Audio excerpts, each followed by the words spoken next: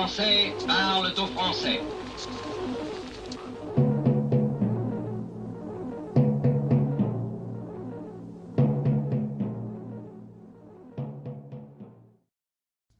Bonjour à tous, bonjour YouTube, bonjour à tous les abonnés, ravi de vous retrouver. Nous sommes samedi et je profite de ma pause méridienne car je travaille aujourd'hui pour vous faire une petite vidéo d'introduction sur les vidéos de la semaine, les vidéos TikTok. Alors, on va commencer par une vidéo que j'ai partagée, qui est faite par un jeune maghrébin qui critique évidemment tous les enfants d'immigrés qui crachent sur la France. Mais qui en profitent bien, mais qui crachent, vous allez voir, c'est un vrai bonheur. Ensuite, on va passer sur les gaffes de Biden, Joe Biden, qui nous parle de glace en pleine conférence de presse. Voilà. Je reviendrai un petit peu sur les écolos pacifistes qui étaient à la fameuse bassine. Enfin, ils sont arrivés avec des haches, des coupes-coupes, des machettes et même une épée. Bon, bref, voilà. Et puis, bon, une petite variété d'une minute, une chanson sur, comment dire, sur ce gouvernement qui met le feu à toute la France. Ça, c'est une chose. Et puis, vous allez avoir la primeur d'une vidéo que j'ai faite, qui a été instantanément supprimée par TikTok. C'était ce qu'on appelle un duo, c'est-à-dire c'est une vidéo de TikTok que j'ai prise et que j'ai partagée. Mais comme moi je la partage, on me la supprime alors qu'elle est de TikTok. Bon, ça concerne la pédophilie, la pédocriminalité, le meurtre d'enfants, des sacrifices d'enfants. Donc c'est un petit rappel, ça dure 9 minutes. J'ose espérer que YouTube ne va pas me la sucrer. Voilà, donc c'est des extraits d'émissions, comment elle s'appelle, Élise Lucet, etc., d'il y a quelques années. Puis en fin de compte, on s'aperçoit qu'il n'y a pas grand-chose qui a été fait depuis. Voilà, allez, je vous dis à très bientôt. En tous les cas, merci pour vos commentaires. Merci pour les personnes qui me suivent depuis des années. Au moins, ça fait plaisir. Et puis à très bientôt dans la semaine. Pas de souci, ça marche. Allez, allez-y et partagez. Bon visionnage. Au revoir, merci. J'ai un message à tous les Maghrébins de France. En tout cas, ceux qui détestent la France. Qui vont toujours vous dire, ouais, nique la France, nique la France. La France, c'est pas mon pays. En général, ce sont les enfants issus de l'immigration. Vous voyez le profil de toute façon. Ce qui me fait le plus rire avec eux, vraiment, c'est que la plupart de ces Maghrébins en question qui insultent la France, ils savent même pas parler leur langue natale. Ils n'ont aucune connaissance linguistique ou historique de leur pays d'origine, même pas leur pays de naissance. Parce que oui les gars, savoir parler une langue, c'est au moins à mes yeux 80% de l'intégration. Si vous allez dans votre pays et que vous savez même pas parler la langue, comment vous voulez que les gens qui sont là-bas, ils pensent que vous êtes comme eux? C'est déjà un gros souci, de 1. De 2, maintenant, en France, vous crachez sur ce pays. On va dire, pourquoi pas. Ce même pays qui va nous donner des aides telles que le RSA, la bourse pour les étudiants, et j'en passe et des meilleurs, le chômage, etc. Alors que la plupart de ces aides-là, on n'en a peut-être même pas dans nos pays d'origine. Pire encore, vous n'allez pas souvent au bled, mais quand vous y allez comme des Français. C'est-à-dire en touriste. Encore mieux, quand vous y êtes au bled, qu'est-ce que vous faites? Vous dites à qui veut l'entendre que vous êtes Français. Faut savoir, au bout d'un moment, il y a une réelle crise identitaire, là, non? Et vu que le train de vie, par exemple, en Algérie est moins cher, vous allez arriver au pays où vous allez jouer les princes qataris. Vous allez vous prendre les plus grands repas, les plus grands hôtels, et dire, ah ouais, l'Algérie, en vrai de vrai, avec 1200 € par mois, tu vis comme un prince. Bah oui, parce que là-bas, le niveau de vie est bien plus bas qu'en France. Tu fais croire à ta famille et aux Algériens, par exemple, que t'es riche ou je ne sais quoi, alors qu'en réalité, en France, tu n'es rien. Troisième point, et celui-là me fait doucement rire. Quand un maghrébin, comme moi, qui lui est l'immigré, c'est moi la première vague, ou enfant d'immigré, c'est la même chose, va décider de s'habiller comme ça, ou de parler convenablement en français, qu'est-ce que vous allez lui dire? Arrête de jouer le blanc. Donc maintenant, qu'est-ce qu'il faut que je fasse? Que je me dise wesh wesh et wallah toutes les 10 secondes? Que je sois connu grâce au rap, au shit ou au sport? Franchement, vous êtes ridicules, ceux qui disent ça. Comme quoi on est des vendus, on est des harkis, ils vont nous insulter de blanc, carrément de douer, tu vois. J'irai même plus loin avec vous, là. Sachez que les réels clowns, c'est vous. Ceux qui veulent qu'on reste dans une case. Celle de l'arabe de cité qui, en jogging, vend du shit. Qui va faire les murs et insulter la France toute la journée, sans travail, qui va profiter des aides de l'État. Et qui va surtout se complaire dans cette image de l'arabe de cité craint par les petits babtous, comme vous dites. Qui, eux, font des études et vont à l'école. Le plus drôle dans cette histoire, c'est qu'ils vont, en plus de cela, avoir le culot de se plaindre du racisme alors que eux-mêmes sont ceux qui y contribuent. Vous allez cracher sur la France, cramer des voitures et j'en passe. Vous dérangez tout le voisinage et vous vous demandez pourquoi vous ne vivez qu'en HLM par exemple. Parce que c'est bien beau de se plaindre du racisme, mais au bout d'un moment, va falloir avancer soi-même, se remettre en question et surtout, commencer à être reconnaissant de ce que la France a fait pour nous. Bonjour à tous, bonjour TikTok. Je reviens sur un fait divers et je vais partir sur Biden. Comprenez, vous êtes au courant, vous avez dû entendre dans les infos, à Nashville, une individu, Audrey Hall, une ancienne élève qui est entrée dans l'école lundi matin en tirant à travers une porte sur le côté du bâtiment. Et donc, elle a tué 3 enfants de 9 ans et le gardien et l'enseignante suppléante, 61 ans, et la directrice de l'école, 60 ans. Voilà, hein. Elle a été tuée 4 minutes après ce début de la fusillade par des agents de police. Elle avait au moins 2 fusils d'assaut et une arme de poing. Voilà, hein. Donc, effectivement, on a trouvé dans sa maison familiale des cartes détaillées, un manifeste de l'attaque et avec un texte de revendication expliquant ses motivations pour attaquer cet établissement chrétien. Voilà, hein. Elle était prête à faire beaucoup plus de mal qu'elle n'en a fait réellement, mais enfin bon, il y a quand même des enfants et des adultes qui sont morts. Alors bon, elle se voulait garçon, donc il y avait un problème. Cette dame était transgenre, hein. Bon, enfin, on a quand même sacré problème avec des gens qui ont du mal au niveau de leur identité, et c'est pas en tuant des enfants que ça va arranger, même si peut-être que dans son adolescence, dans ce type d'établissement, il y a eu peut-être des moqueries, des choses comme ça par rapport à son attitude physique ou son comportement, mais bref, voilà. Mais c'est de plus en plus et c'est dangereux, c'est dangereux. Bon, le problème c'est pas ça. Le problème c'est Biden, l'homme qui a la paix du monde entre ses mains, qui a les armes nucléaires, etc.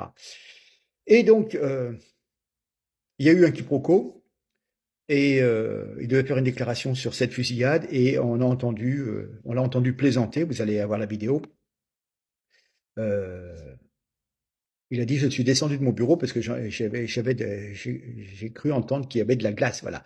Je vous le lis carrément. Je m'appelle Joe Biden, je suis le mari du docteur Jill Biden. Voilà. Et puis, je mange de la glace de génie, des pépites de chocolat. Je suis descendu parce que j'ai entendu dire qu'il y avait de la glace aux pépites de chocolat. Voilà. Au fait, j'ai un réfrigérateur plein à l'étage, a-t-il ajouté. Voilà. Vous pensez que je plaisante? Non, je me fous de vous. Enfin bref. Et après, il a commencé à s'intéresser, vous savez qu'il y a des choses avec lui concernant les enfants, et donc on le voit en train de s'adresser aux enfants en disant: oh, tiens, il y a des petits enfants, montrez-vous, etc., etc. Je pense qu'il a, voilà, hein, des choses. Je ne dis rien parce que bon, TikTok censure. Voilà, c'était quand même sa première apparition en public depuis cette fusillade, et tout le monde avait pensé qu'il allait en parler, et puis il en a parlé un petit peu plus tard. Mais il y a eu un gros bide, hein. Un gros bide. Mais allez, on va regarder tout de suite et après je reviens.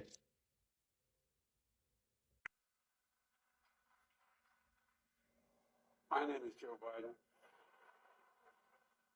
I'm Dr. Joe Biden's husband. And I ate Jimmy's ice cream, chocolate chip. I came down because I heard there was chocolate chip ice cream. By the way, I have a whole refrigerator full upstairs. I think I'm kidding. I'm not. Ben, how are you, pal? One of the best guys in the United States Congress, Ben Cardin.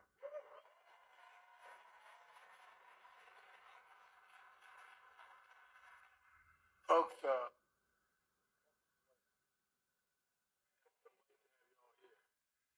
those good-looking kids back there? Do you kids, all 4 of them? Well, stand up, guys.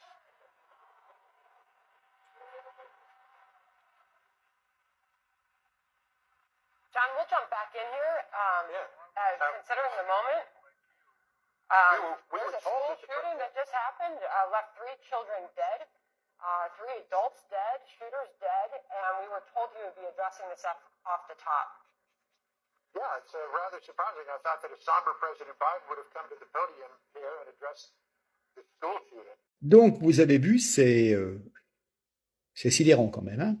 Alors, oui, mais l'intervention de Biden n'est pas du tout en lien avec la fusillade, ne lui faites pas dire ce qu'il disait, ce qu'il ne disait pas. L'erreur vient aussi de Fox News qui laisse le live sur Biden, pensant qu'il va faire une déclaration. Bah oui, mais c'était la première apparition du président depuis ce drame tragique, et donc bah, on pensait qu'il allait tout de suite, l'heure n'était pas à la plaisanterie, et qu'il allait parler de ce fait divers mortel à Nashville, et l'autre il commence à dériver bon, sur les glaces.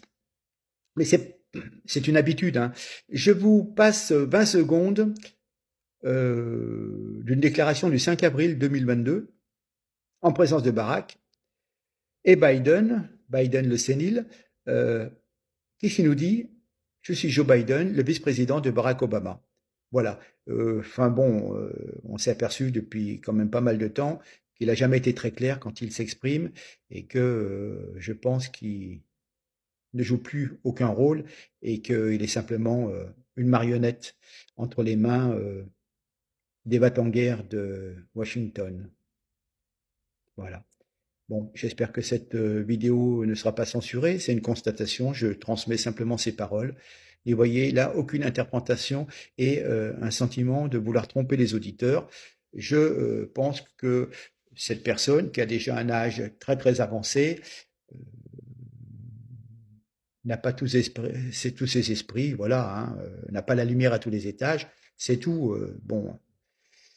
Mais n'y voyez pas du complotisme, blablabla, blablabla. S'il vous plaît, TikTok, foutez-moi la paix. Bon, allez. Je vous laisse écouter ces 20 secondes. Après, vous faites votre opinion. Moi, je dis plus rien parce que... Allez, ça marche. On écoute.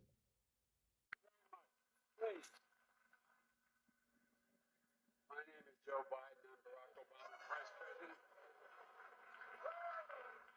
I'm Joe Biden's husband.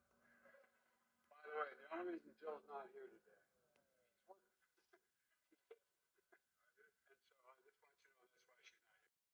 Bonjour à tous. Bonjour TikTok.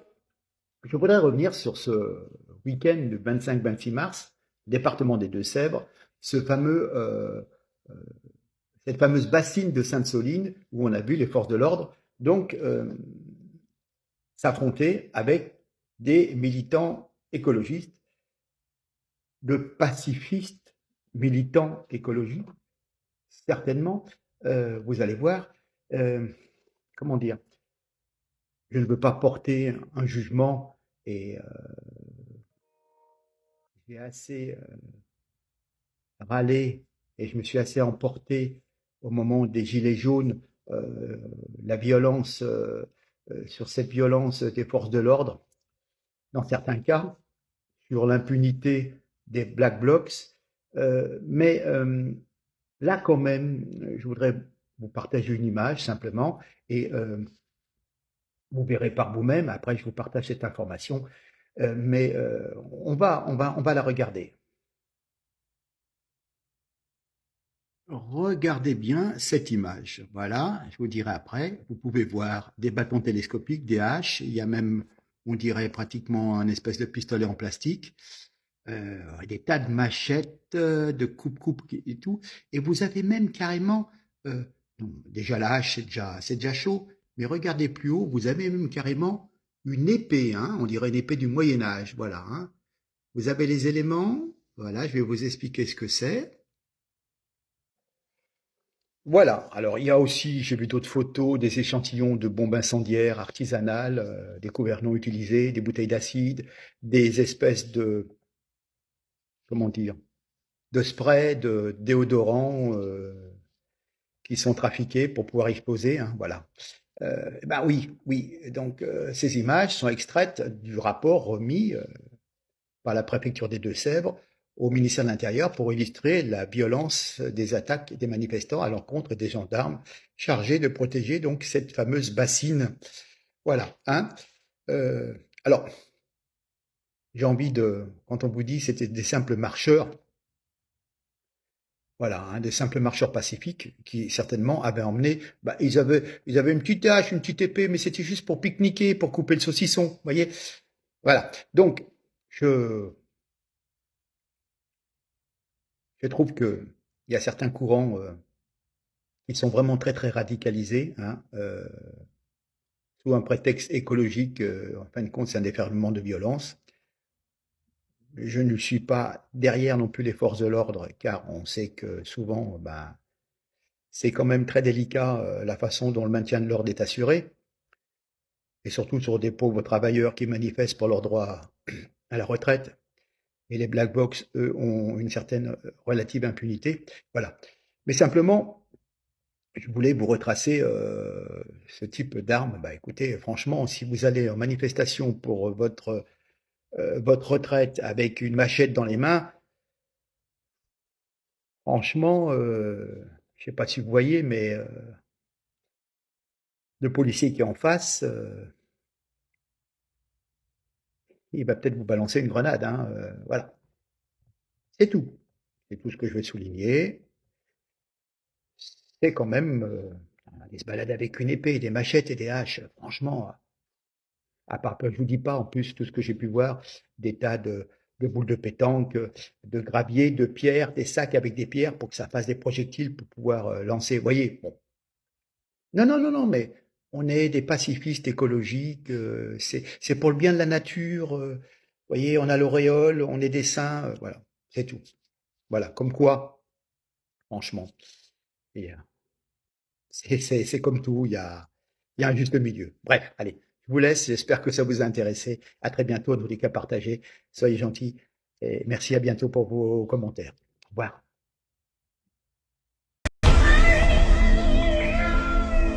Les salauds ont mis le feu à mon paradis. Les salauds ont mis le feu au paradis. Ces salauds ont mis le feu à mon paradis. Les salauds ont mis le feu au paradis.